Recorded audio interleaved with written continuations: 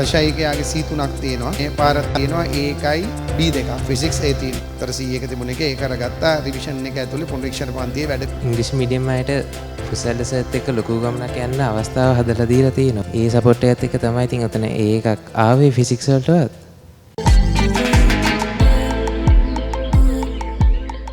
මේ පුතා මාලිකේන්දුවර ඉංග්‍රීසි මීඩියම් කලේ දිගටම ලයිසෙම් එකට ගියේ ලයිසෙම් ඉන්ටර්නැෂනල් ස්කූල් එකේ තමයි දිගටම කලේ ශකන්ෂායික රිවිෂන් එකට තමයි අපේ පන්තියට ආවෙන්නේ ප්‍රශායින් බනවනේ හරි ප්‍රශායිකයාගේ C3ක් තියෙනවා මේ අවුරුද්දේ රිවිෂන් එකේ ඇවිල්ලා ෆිසික්ස් වැට් ටික කරගෙන ගියා හොඳට ඉතින් මේ පාර තියෙනවා A1යි B2ක් ෆිසික්ස් A තියෙනවා තර C1 තිබුණ එක ඒක අරගත්තා රිවිෂන් එක ඇතුලේ පුනරීක්ෂණ පන්තියේ වැඩපිළිවෙලින් දැන් අපිට තේරෙනවනේ ඔබ හදාගන්න ඕන ලෙවල් එක මොකද්ද කියන්නේ ඉතින් උනන්දුවෙන් කරගෙන ගියා ඉතින් අපේ සැප් ටීම් එකෙත් අපිට ඇවිල්ලා ඉංග්‍රීසි මීඩියම් දවරු වෙන උදව් කරනවා අහගන්න පුතාලා ඇඟ ඇතුලේ ඉන්න යකා කියනෝ නේද මේව අහගන්න එපා උඹලට වැඩක් නැහැ මේව වැඩක් නැහැ වාසුන අයියලක් කල කියන මගුල් අපිට මොකටද ඇඟ ඇතුලේ ඉන්න ගොම් මොඩයා කියනෝ ඉතින් දැන් මේව අහගන්න මේව තමයි වටින්නේ ඉතින් මේ පුතාටත් අදහස් ඇති කතා කරන්න යා ශකන්ෂායි කළා කෙටි කාලෙකින් තමන්ගේ C1 ඒක කරගෙන ඉංග්‍රීසි මීඩියම් අයට කුසල සර්ත් එක්ක ලොකු ගමනක් යන්න අවස්ථාව හදලා දීලා තියෙනවා. ඕගොල්ලන්ට තියරි නෝට් එකකුත් තියෙනවා. ටියුට් ඔක්කොම ඉංග්‍රීසි මීඩියම් වලින් හම්බෙනවා.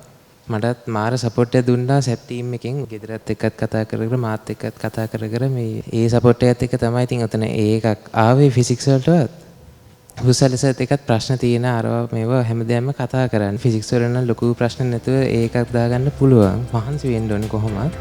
අවශ්‍ය ප්‍රැක්ටිස් එක හැමදේම වගේ ක්ලාස් එක ඇතුළින්ම ලැබෙනවා. ඒකෙන් බය වෙන්න දෙන්නේ නැහැ ෆිසික්ස් වලට නම්.